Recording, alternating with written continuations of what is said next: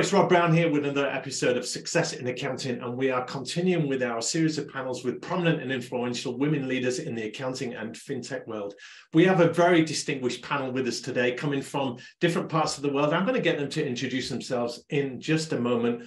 This is about leadership. This is about culture. This is about diversity. This is about a changing world. This is about making sense of what is going on in the accounting and fintech world at the moment. And there is such a lot of change happening. I interview people all the time and we get very different perspectives. Who knows what will come out in this panel?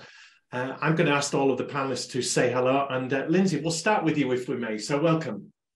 Well, thank you for having all of us. I'm super excited to be here. My name is Lindsay Stevenson, and I am the Chief Transformation Officer at BPM LLP, which is a large accounting firm that is based in San Francisco, California.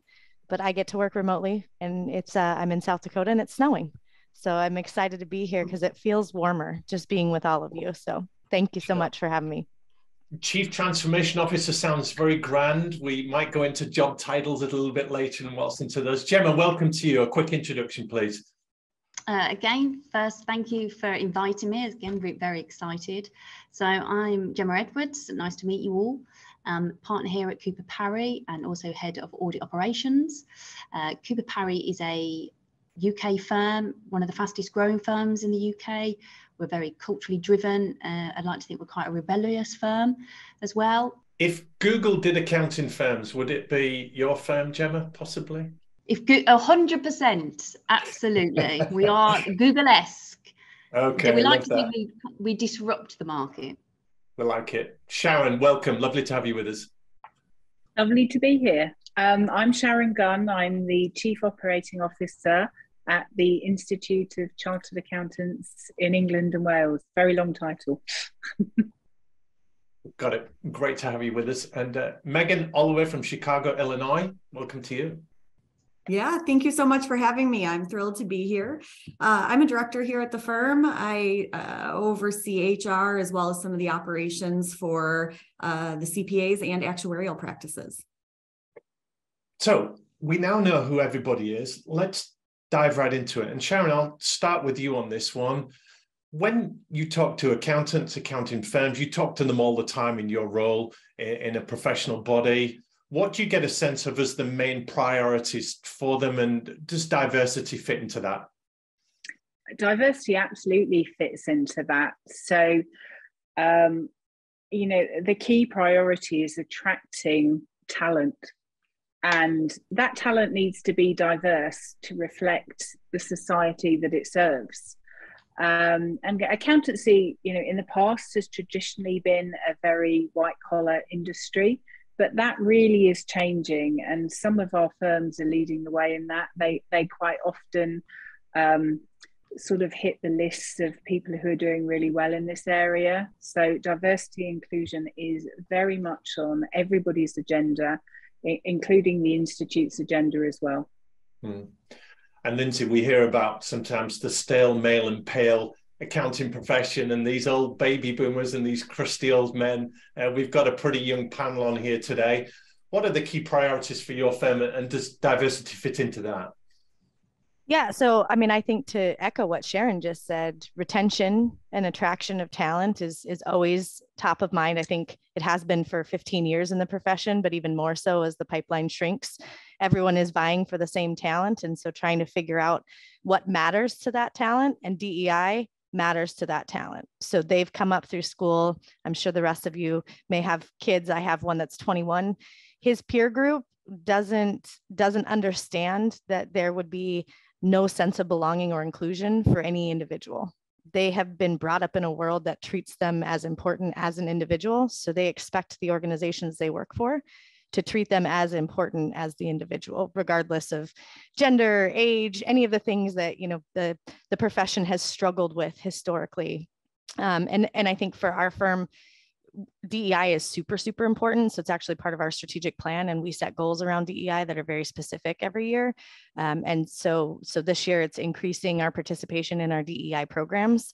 And so there's a huge effort internally to make sure our people are connected to people that they have an affinity with, and also cross affinities, right? To really see that intersectionality of how they show up in the workforce. And DEI, for listeners, watchers that don't know, let's clarify that: diversity, equity, inclusion. There's two more to add on to that are becoming popular. The J is for justice, and the A is for accessibility. So we may find that acronym getting ever more expanded. And Gemma, you've got a very technical role in audit. And if I were to ask you your priorities, they might be a little more technically focused, but I guess people are up there as well for you, aren't they? Well, no, actually, I'm actually talking about diversity and inclusion. I'm not an auditor. You're just head of audit operations. Just head of audit operations. That's how diverse we are. I suppose it's, diversity and inclusion is extremely important to us as a business, not just from a ticking a box. We have somebody whose designated job is a D&I coordinator, and similar to the rest of the panel, we're in a place now where we've got 5 generations, and we've got to accommodate for all of 5 generations and then future generations coming through. I think, diversity inclusion is a wide range of completely different things, and it's different to every person. I think we have to be empathetic to that and sympathetic and understand everybody's points of view. You have to, as a business, with technology and how you embrace that and making changes around that. We have changes in auditing standards. We need to make sure that we're equipping people with that information that they need. But ultimately, for any strategic, big fancy strategic plan you put in place, engagement has to be key to drive that forward. You have to take people on a journey with you. And I like to think here at Cooper Parry, we do that. Our people are the first thing we think about, the first thing we do, even before we look at clients. You invest in your people, they'll look after your clients. And as I said, D&I is extremely important to us as a business. And then Megan, Gemma just talked there about taking people on a journey. We are in turbulent waters, and change is happening so fast. What are some of the priorities where you are? Talent development and retention is very important. Recruiting is very important, but taking the people that we have and getting them where they can go, where they need to go, and being creative and nimble about that. We go through the Great Recession, or we go through COVID, and everything changes, and the way we used to do things don't work anymore. And very quickly that has happened. So how can we stay nimble in how we develop our talent and how we move together as a firm? It's a big part of our priorities. We talk about nimble, Lindsay, agility. That's not something accountants are predominantly known for, is it? No. But here's the thing that's crazy. And I think to Megan's point is that as a profession, I think COVID was probably one of the best things, not the actual illness, but the situation it created was one of the best things for the accounting profession, because you have a lot of people who were really focused on the traditional business model, the butts in the seats, FaceTime kind of way to look at doing work, who had to shift to our people cannot be with us physically. And so now they're really being creative. Like Megan said, how do we connect with people when we're in a virtual environment? How do we make sure that our culture survives the digital age? And that's been like a really big conversation within the firm. And so I think, for us, that agility piece is there is way more willingness now to fail having tried something new than there was 5 years ago, where it was like, we aren't going to try it until someone else in the marketplace demonstrates that it works. And so that's where BPM has been shifting, of like this idea of like, we're going to go into pilot phase. We're going to try and we're going to fail. And we're going to try and we're going to fail. And then when something works, we're going to scale. And that's a totally different approach than I think firms really were interested in taking previously. And Sharon, just to finish this point, have you been impressed by how some of your members have been able to cope with the pandemic and change perhaps a little bit more nimbly than we thought they might? Yeah, I think it's been astonishing actually to watch how quickly people changed, how they cope with online. And as somebody said before me, it used to be very much face-to-face. And, people adapted really quickly. The technology, the broadband in most places was there. And I think a big challenge we're all facing at the moment is people like working from home, or they like hybrid working. And there are some people, maybe slightly more older than me, that really like to be back face to face. But the world has changed forever, and there are efficiencies in the hybrid model. And I think we're all facing other challenges now. So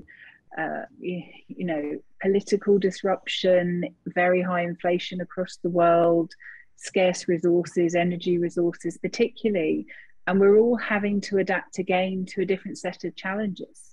How do we, some people are really struggling paying their bills. Businesses are potentially going to go under because they can't afford the costs. And we all have to adapt, one, either to support those businesses or to support your clients or to support employees as well. So it is a constant adaptation. But I think on the whole, like someone said before, you can't say we had a great COVID because COVID was horrendous. But it's incredible to think how we moved online really quickly, how we've moved all our face-to-face meetings to Zoom or Teams or whatever that might be, and we're doing it effectively. Let's talk about your journeys, ladies. And Gemma, I'll start with you on this one. You're all senior people, you're influential leaders, you're running teams, you're running departments, you're running firms. You're responsible for setting culture. So you've got to then develop your own leadership style. So Gemma, just outline your career a little bit and how your style has developed as a leader. I suppose I've always had a passion for people.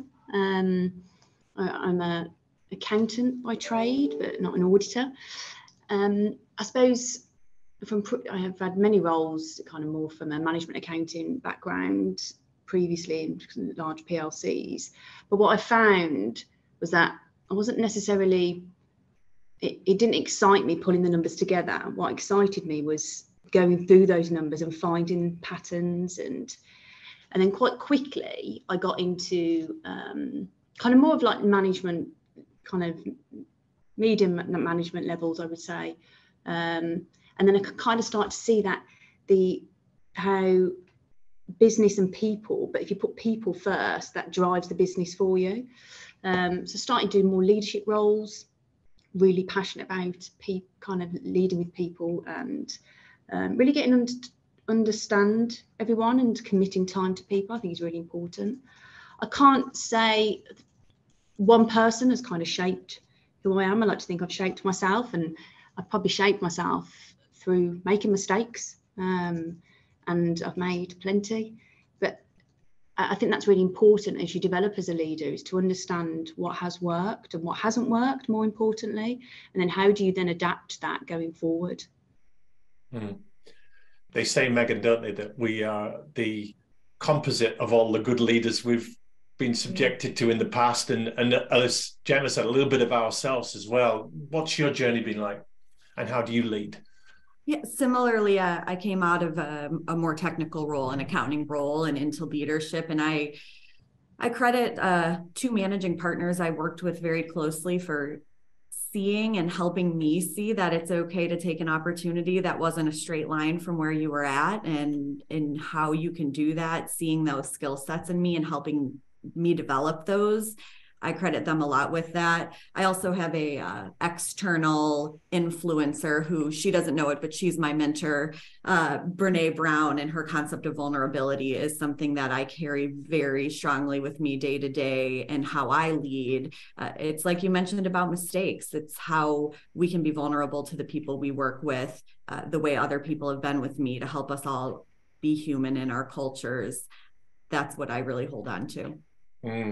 And without stirring the waters too much, have you found that men are better dealing with mistakes, or it's less of a big deal for men? There's less at stake for men. They back themselves a little bit more, and women perhaps second guess themselves. I'm just bringing that up because I've heard that from other panelists and things that I've done. Anyone? Yeah, I think there is some truth to, I've read a statistic, and it feels true to me, that men are more likely to apply for a job with way less of the qualification boxes checked than women are likely to do. So that second guessing factor. I have been very fortunate in my life that the managing partners I've worked with that have really encouraged me have both been male.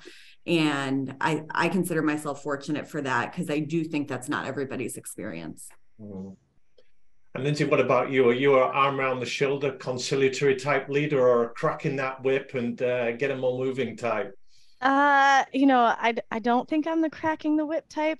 You'd have to maybe ask some of the people that I've worked with. Maybe I am more than I think I am. But similar to Megan, I'm a huge Brene Brown fan. I'm a Simon Sinek fangirl for sure. And I just think that the leading self, I went to AICPA has a leadership academy that they do for individuals under 34. There's like a whole application process, and I did that. And it was like life-changing career-wise, but really life-changing because it was the whole 4 days of really just peeling back the layers of self and talking about like how you show up and what it looks like to other people when you show up in a certain way. And is that how you want to show up? And that whole process, I feel like I had been spending a lot of my early career trying to be like the leaders that inspired me. And it's not really who I was, right? They were amazing because they were them. But I was trying to emulate so much of what they were doing that I didn't show up authentically, which actually made me not that great of a leader. So I feel like that was like a really important process to go through. And then the other thing I'll say, I don't even know, it was probably an HBR article years ago. I have no idea where it came from, but it was a business review. Yeah. Yes. So I don't know even who said it, but somebody they interviewed who's kind of like this great, like known leader said the mark of a great leader is when you can say that you helped create even better leaders. And that for me has like just really stuck with me. And I feel like it's like the most important thing. I don't actually care what I get done. I mean, there is some semblance of accomplishment, right? My PERMA buckets, if you're a positive psychology fan, I have the achievement bucket and I definitely want to fill it. But at the end of the day, I get so much charge out of seeing someone else do something that was on their goal sheet or their bucket list, and that like I had a part in helping them up the next rung or providing them the resources to get there. So I just feel like that's the most fun part of the leadership stuff. But I will tell you that I suck at anything related to like termination or really tough conversations about performance. Like I have a really hard time just facing it head on. I beat around the bush a lot. So that's something I'm still developing. Well, that is a tough one for anyone. Sharon, the Institute of Chartered Accountants in England and Wales, who have had Julia Penny on these panels, you're president, you champion the cause for women leaders. What's your own journey been like and what's your style? I would say I've had lots of ups and downs in my career. I've worked in a few different places. I used to work for a large PLC and used to run quite big teams. And when I came to work for the Institute around sort of 20 odd years ago, I started off in a department of myself almost. And then I've grown, I've done lots of different roles and ended up with large teams again, culminating, I probably have around 600 staff indirectly reporting to me now. And I think you have to adapt sometimes to the different kinds of teams you're managing as a leader. So for instance, I have sales teams that I have to motivate. And in lots of ways, I think you have to be pretty tough with them. They're much more, you have to have some really strong carrots in there in terms of remuneration and incentivizing them to go the extra mile. And on the other end of the extreme, I have a team of qualified librarians doing research and things for members. And, you couldn't get two more extremes. And I think sometimes you have to be very different to different people and you have to adapt to them. But I think there are some consistencies in there. I think you have to be fair to everyone and you have to be consistent in the way you treat people. But again, that's quite different. That manifests itself differently in different teams.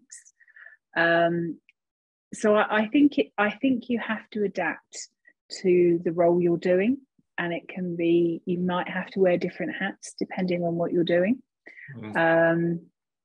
So I'm not sure it's really straightforward, but it's about adaptation and understanding what you're dealing with and working out what motivates people, and that's different for different people. Sure, there's no doubt about that. And we're going to talk about culture now. Just a little bit of context here. 53% of accountants are women, and that's rising as a proportion. But only 10% of leaders are women in the accounting and fintech world. And so we can play around with those stats. There's something in that. And we wouldn't even want it to be 50-50 perhaps, because not everyone wants to go down the path of being a partner and a managing partner and head of the department. That takes a huge amount of time and commitment. And there are so many other things going on, and the great resignation, the great recalibration. But with those facts in mind, let's talk about culture. We're trying to drive culture, all of us as leaders, in a remote world, in a hybrid world. And it's really hard to convey your values when you're remote and when you've got teams in disparate offices, different parts, they're all working to their own agenda in a way. They've all got different values and are motivated in different ways. We've established that. Megan, let's hit you with this. How do you drive culture with inclusion at your firm? Yeah. The biggest piece for us is finding the win-win for each individual. And that means for somebody, hey, it's going to be compensation, right? And they want to put in what it takes to drive the compensation number higher. And for somebody else, it's going to be not coming into the office every day. And the trade-offs that equals, that's a win-win for them. And for somebody else, it's going to be working reduced hours. I worked reduced hours when my kids were babies.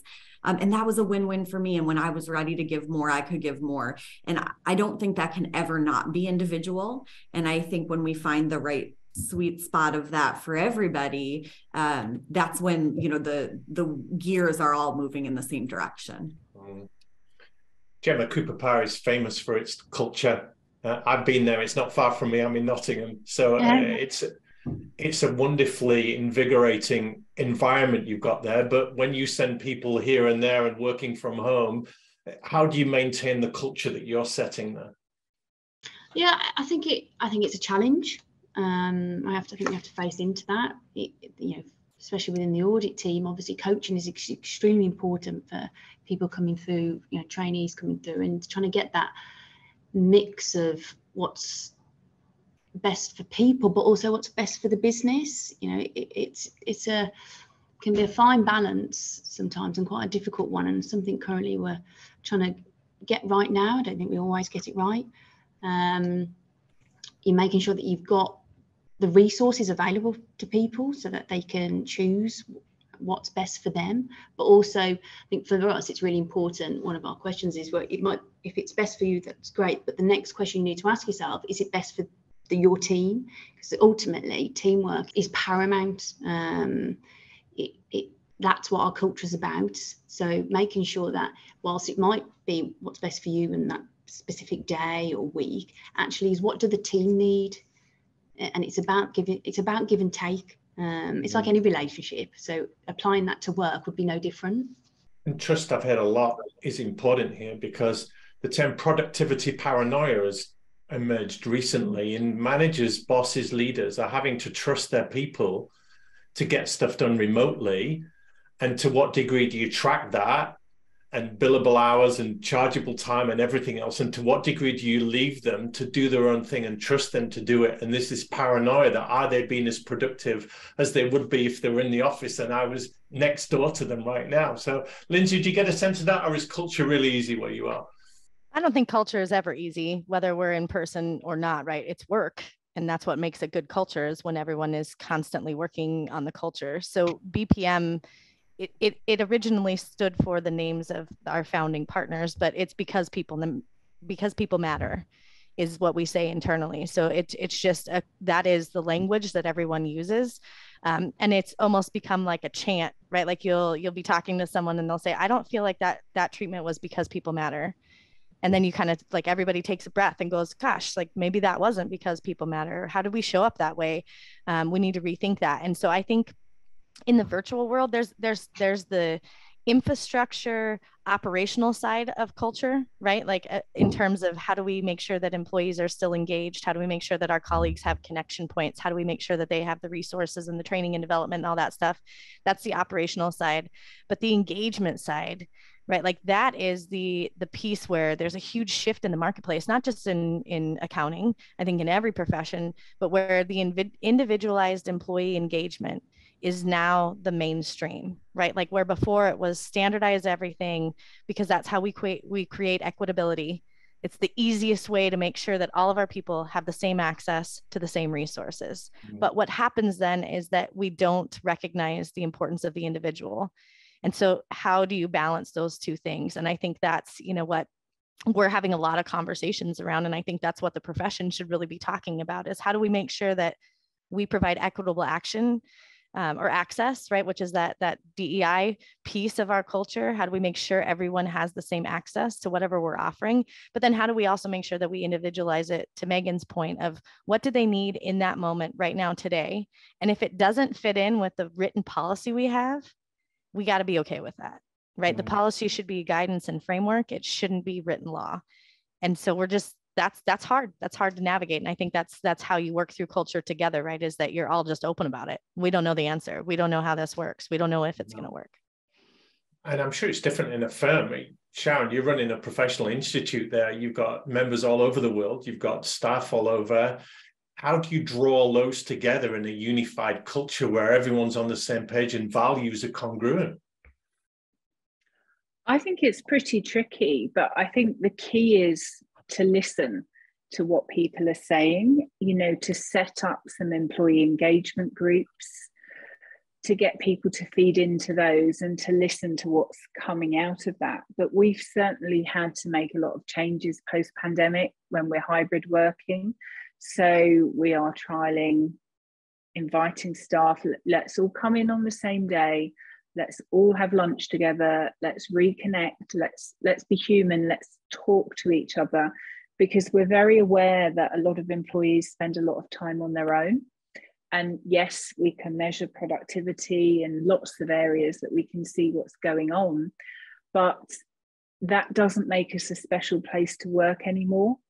And people aren't connecting with their colleagues enough. So we've been trialing doing different things to get people to interact. And strangely, the most popular thing that we've done recently is we had a team of people bring some puppies into the office, and staff could book and spend, 10 minutes with the puppies. And oh my goodness, this was probably the most, it was a really unusual thing for us to do. But it had the best feedback of anything we've probably ever done culturally. And, our staff plastered this all over social media. And then we had people at interviews saying, this is the kind of culture and place I'd like to work. So I think you've got to be brave sometimes and try different things to see what works. We have hybrid online meetings with all staff, and we have a lot more people turning up than we did when we did face-to-face meetings. But we have to find a reason for people to connect together and to feel that they're valued and they're part of the culture. So I think it's quite a lot of trial and error at the moment and seeing what works, but listening is really important and getting feedback. And just to clarify, you said poppies there, didn't you, Sharon? No, puppies. Puppies. Puppies, not poppies. Right. Puppies. Bring a pet to work day. Yes. Well, goodness me. And that's amazing. What's clearly coming out, and I'll just put this to all of you to finish off this culture thing, is that the one size fits all model has gone, hasn't it? And we're probably fans of the phrase one size fits one, and what motivates me doesn't motivate you, and your weapons are not my weapons, and your skills are not my skills, and your needs are not mine. And me working from home might be great for me, but it might not be great for you because you've got pets at home and kids running around at home and all kinds of distractions. So we've got to care for people, haven't we? Any final thoughts on culture and that duty of care we have as leaders to make sure people are okay up here emotionally as much as getting their work done? I think as we move to, this hybrid, Sharon was talking about how do you attract people and you have more people showing up when you offer a hybrid option. I think the challenge is always missing out on those informal conversations that build trust and relationships that happen naturally when we're face to face, because now when we're virtual, you have to schedule time, right? It's not as natural to just reach out and hit like the video call button. And then half the time, people are like, cancel video. I don't want you to see me right now, but we can totally have a conversation. Whereas, in the office, it was way more natural to walk by someone's office door and it was open and you saw them sitting in there and said, oh, hey, hi, how was your weekend? So I think that intentionality from a cultural perspective is where we're going to have to do really good work if we want to be successful in the long run. Yeah, we do have to adapt for sure. There's no corridor conversations now like there used to be.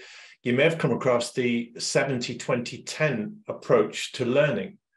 It's the whole body of work out there, which says 70% of what professionals need to learn is done in informal situations, where just those corridor conversations and those chats, knocking on a door, getting with a colleague and talking things through. 20% is done with a little bit more formal coaching and mentoring, slightly more structured, and 10% of learning is done is informal classroom situations, CPD, CPE, technical, staying up to date. Now, if you strip that 70% out of there, of what happens organically around an office environment, and even some of the formal mentoring and coaching stuff, you're left with just the formal stuff, and it strips away a lot of those interactions which drive culture. It drives the environment of a firm. And Gemma, you're nodding there. Getting around people helps. Yeah, and I'd also say what it does do, I think the hybrid, I think it's great. We have our own policy of WFAF, so work from anywhere, anytime, which is great. It promotes that. I think there as people managers, and especially as leaders as a business, sometimes as well, I say most definitely, we have to be open. Sometimes when you don't hear off people, it's those cues that you've got to be almost listening to. The no noise is what you've got to listen to, because that, from a well-being perspective, when people are at home, you don't know how they're feeling. It's very difficult to then engage with people whilst they're online, and you can get some social cues, but it's asking and probing questions to make sure really are people okay? Because it became quite lonely then as well, being at home, and quite isolating in many ways. That's a really good point, because we're not asking how we are. And if you do ask people how they are, you often get a very trite answer. Oh, I'm busy, or I'm okay. And it doesn't tell anything of the story behind, because we're all contending with something. We've all got something going on. And the degree to which you can reveal that in a Zoom situation or a video call or a phone call, it's not the same as sharing a coffee or a water cooler moment. So definitely challenging times. I wondered if you could share, all of you, any mental resilience tips that we have. We talk about coping, we talk about mental health and well-being a lot. It's important to everyone. We're all adjusting to a new world. Anything that you would share with our audience here on coping and helping your people cope as leaders? Sharon, what have you got? We've trained a group of staff to be mental health first aiders. So as soon as the pandemic hit, we recognised that there were people who were struggling, who were on their own, who may have lived on their own, who weren't seeing anyone. So we very quickly trained a team of staff up to be mental health first aiders. We publish on our intranet who they are, so they're a trained listening ear. But we also have a charity that we work with that we can refer members to, the Chartered Accountants Benevolent Association, that can help support people if they're really going through tough times. And actually that applies to members and students as well.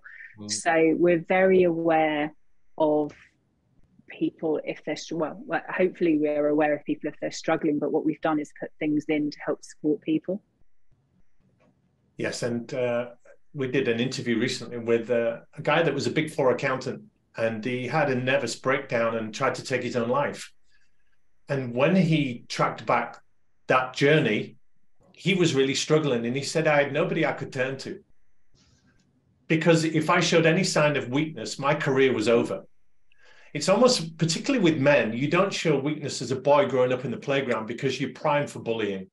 I'm not sure what that would be like for girls, but then men get into that funk of not revealing stuff and not talking to each other and not confiding in friends and not showing any weaknesses.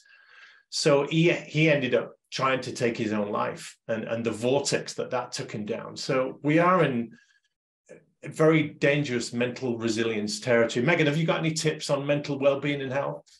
Yeah, and you know, the story you tell, I think a lot of times women in leadership have to put on that same face, right? Because if you're amongst a group of peer males, you also don't want to show weakness, or you almost like don't want to show weakness even more. And I think being brave and being the person who's okay being a little bit vulnerable can go a long way. One of the things we say a lot here at Lauterbach and Amen is, do you have a friend at work? Or like on my team, does everybody have a friend at work? Not somebody who reviews their work, not the person who, you know, they necessarily go out to the client site with, but are people connected that you have a buddy, somebody who you connect with? Because I think that connection piece is where you get that openness, or the person you feel like you can vent to or be vulnerable to and connect to. So having a friend at work, one, I think it's a retention tool, but two, I think it's a mental health tool. Do you have somebody? Mm-hmm. Yeah, that's very good. Gemma, leaders look on the outside like they got it all together. They dress well, they look great, they look super organized, and they put on that show for the people around them to say, I am coping really well. But you must have a couple of tips for us on mental resilience. Yeah, I think we're kind of echoing what Megan has said. I think you have to be able to talk to people, and I think it's really important as leaders that you do show that vulnerability. I think everyone, as you've touched on, everyone kind of takes that assumption, or their CEO or their partner, and they're superhuman. You know, we've all got our own struggles. I came across a quote which I thought was really apt. It says, stories have the power to move us, the power to engage us, and the power to change us. And that was really powerful, because I think what's really helped me is telling my story, and also me listening to other people's story. Here at Cooper Parry, we have mental health first aiders, which again is really important. But we have some really brave people here who've shared their stories publicly on a range of different things: mental health, suicide awareness, which is really important, because I think people need to realise that it's okay not to be okay, and it's really important that people then share that and have the opportunity to, you know, we're not robots, none of us are, and we all have bad days. But so having that openness and kind of open door policy to be able to talk about how you're feeling is really important, because work is just a very small part of everybody's life.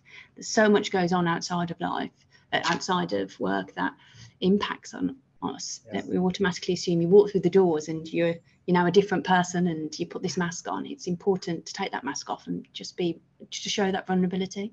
And Lindsay, we are seeing exhibited by women predominantly a more compassionate, vulnerable style of leadership than men have perhaps demonstrated in the past. And that idea that it's okay to talk and it's okay to admit that you're not okay, that does help with mental health, doesn't it?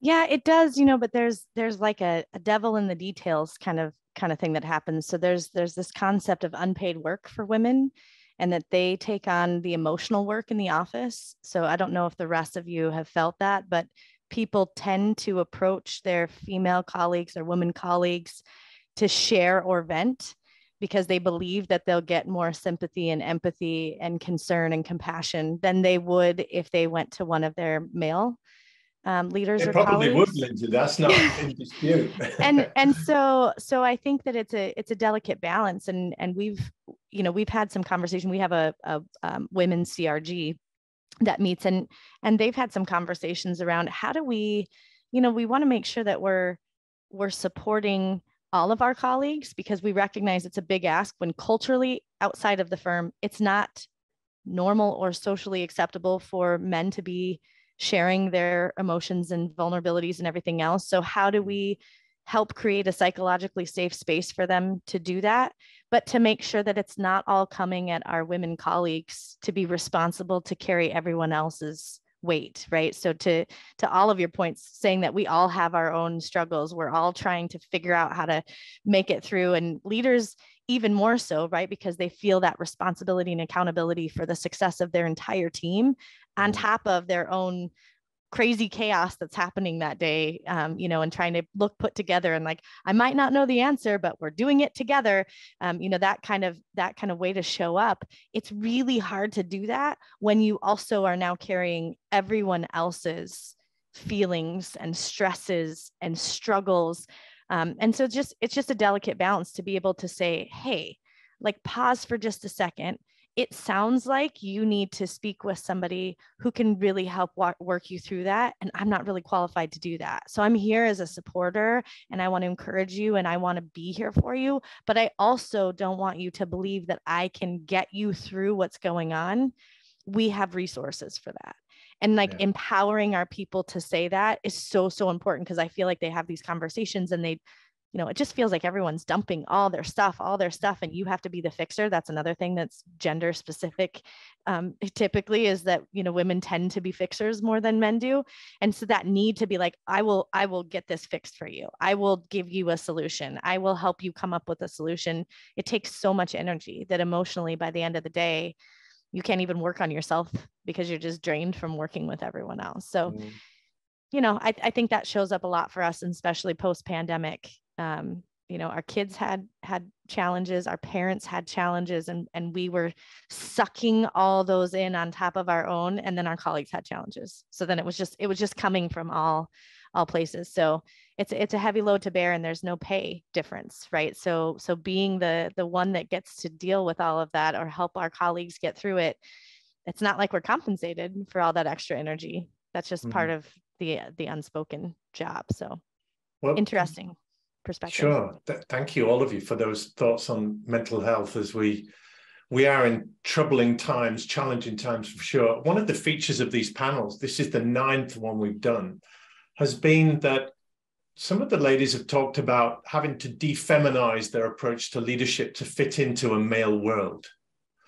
But then what comes out from that is a flip back to that, where men are starting to feminize their approach to be more empathetic, to be more vulnerable, in recognizing that best practice 10, 20 years ago in leading a firm, in being a tough, authoritative voice and not collaborative and collegiate, is not the way to go. So there's almost a feminization of leadership now. And we've all got our old styles. But let's aim to some closing remarks, and not necessarily righting some wrongs, but an opportunity to give some practical advice to the people listening. And Sharon, I'll start with you on this one, if I may.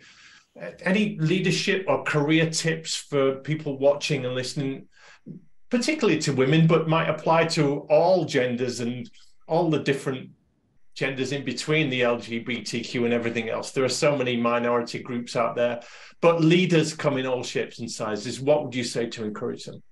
I think you have to set your goals and push yourself. I think if I look back on some of my career regrets, I would be very typical on not applying for a job unless I've ticked every box that they're asking for. And I've done that many times. And then, 6 months later, a year later, I'll look at that role and think, why on earth didn't I do that? I could have done that. And it's about having that confidence to push yourself forward and to believe that you can do something and you can go into a role and grow. You don't have to tick every box before you get there. And I still see lots and lots of women making that mistake, not applying for things. And it's great if there's someone looking out for them that will ring them up saying, are you thinking about this role? You should put yourself forward. An advocate or champion, perhaps. Yeah, you really do need an advocate or champion to support you. And I think the sooner you learn that lesson, the better, because I think your career will go much further. There are still too many people out there not confident enough to move forward. And then I think, secondly, I still don't think I've achieved everything I want to achieve. So I think you've got to look forward and think about where next, what do you want to do next, what's left on the list. And I think someone said very much earlier on about filling your bucket list. And I still think that's important. You've got to have that aspiration as well. I've heard stories about women that have been filled with regret in having not gone for roles that they should have done, only to find that a man has applied for the role that is so less qualified than them and so much more inept at doing the job, but they got the role because there was no other better choice. And that's so sad, isn't it, Sharon, that happens? It is, and it happens all the time. And, you know, I think women have just got to be more confident in putting themselves forward and taking that chance. I'm hearing a little barking dog. That's mine. The joys of being at home. I'll Let's mute you a little bit, Sharon. And Lindsay, we'll go on to you on this one. Career tips for our listeners and watchers on this show. Yeah, I mean, I think Sharon nailed it in terms of an advocate or a sponsor. I think asking for that, right? Find the person in your organization that inspires you and that has influence, and flat out ask them. These are things that are important to me. This is how I want to show up. I need your support in doing that. How do I gain your trust? Because, and that could be a man or a woman, Lindsay. It can be anyone. It can be anyone in your organization that you think is somebody that inspires you and somebody that has influence within the organization, and being upfront and honest about, you know, why it's important to you to connect with them, and what you want from them and what they need from you in order to do that for you. I feel like if I would have done that sooner, I didn't do that until so much later. And only because no one ever told me. I never had somebody sit me down and say, hey, if you do this, this, and this, it's going to accelerate your growth. And you might take a wrong pathway, right? Like, I mean, I was in public accounting and practicing in tax and assurance, and I didn't realize that I didn't really like being an actual accountant until like 15 years in. And now I love my role and I love the accounting profession. And so I get both. And nobody told me, you know, that you could do both, right? Everybody was like, nope, you're an accountant, you do accounting stuff. I think Gemma's in the same boat, right? Like, you love the puzzle part of it and helping solve things and creating things for clients, but the numbers themselves are really not that exciting. But we have some people whose numbers are amazing, and that's great. Like, we want them. So I wish somebody would have told me, find yourself an advocate, find yourself a sponsor, and be really upfront and honest about what you want from your career, and see if they'll help you get there. And then I think the second thing, just tip wise, is you just need to be honest with yourself. Mm-hmm. So I think most of us don't fit in a mold. And unfortunately, the accounting profession has a history of creating molds and then telling you which path to take to get to that mold so that you fit right in. And, you know, we talk about it all the time. Oh, they fit in the team so well, like they fit in this role so well. And that is a really awful thing to think and say, because the reality is molds don't work, right? When we all think the same and we show up the same and we act the same, then we never innovate. We're just doing the same thing over and over again. And so I think really being willing to say, who am I? What's important to me? And how do I want to show up?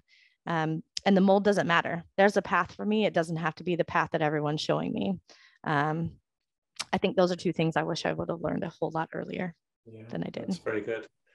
Gemma, you guys have been breaking the mold for some time. What career tips would you give to the people listening to the show? And touching on what Lindsay said is just, you have to be yourself. I think some of the biggest mistakes I've made in my own career is when I was trying to be somebody else, and I just wasn't being authentic. And it's for anybody else looking at me, it's obvious that I'm trying to be something that I'm not that I'm not. I think, again, I would make mistakes. I think it's really important to make those mistakes, but ultimately then how do you learn from them going forward?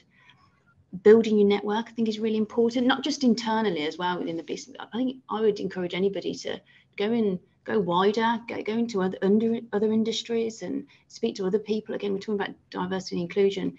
You know, don't just put it to the accounting and kind of fintech area. Go further and be open to challenge as well. I think, you know, we hide away, or certainly find a kind of path of least resistance. Run towards the wall is what I'd say, and smash through it. Sometimes that's those are the biggest learnings I've always found, is actually don't find an alternative route. Just go smack down the middle and burst into it, and be different. I think I would really encourage that. Be who you are, and not what everybody else wants you to be. I think it's really important, that authenticity. It sounds great, and authenticity is a wonderful trait. I just wonder, we're not in a profession where mistakes are easily tolerated. Accounting as a profession is very black and white. It's very binary. You've got to be right on it. You've got to be technically super strong. And this comes back then to the culture you set as leaders, that it's okay to make mistakes, and it's okay to lean into the team when you're not coping so well and admit your vulnerability. So there's a balance there, Emma, between being authentic and being right and doing a good, strong job, isn't there? Oh, 100%, absolutely. But it's about learning from those mistakes. If you repeat the mistake, then that is your mistake. It's how do you learn from that is what's important. Only an idiot makes the same mistake twice, as my mother used to tell me. That's very good. Megan, what are your closing thoughts on tips for our viewers and listeners here? Know your strengths and know your blind spots. It's okay to have blind spots. We all have them. So find your compliments and know what your strengths are and use those as superpowers. If they're different than other people's, that's great. Bring that to the table. I think sometimes we get scared to bring things to the table that are different, but that's a huge strength. I also would say stay curious, keep learning, keep listening to new things, keep reading new things, keep finding new perspectives. It's okay to change your mind when you hear something different. So keep learning. Well, that's fantastic. Career tips for everybody out there. And you're the kind of panelists, all of you, that are living and breathing this all the time. I don't imagine any of you are sitting still and not learning and not seeking to build out your network and building your personal brand and raising your profile and being hungry for more information so that you can be better today than you were yesterday. Thank you all so much for sharing your insights, for being candid, for sharing a little bit of vulnerability. I've really enjoyed your responses to some tricky questions, and people look to you. I've heard a lot of women telling me that as I was coming through my career, I didn't see many people like me. I didn't see anyone I could look at and say they are further down the road than I've been. So they almost had to make their own way and blaze a trail. And being a pioneer is great, but most pioneers end up face down in the dirt with arrows in their back. We know that. So it's a lonely trail. So the fact that you're in cultures that embrace diversity and inclusion, and you are strong, authoritative women leaders, compassionate as well, that is really making a difference. Thanks again for your time and your insights today. That's been wonderful.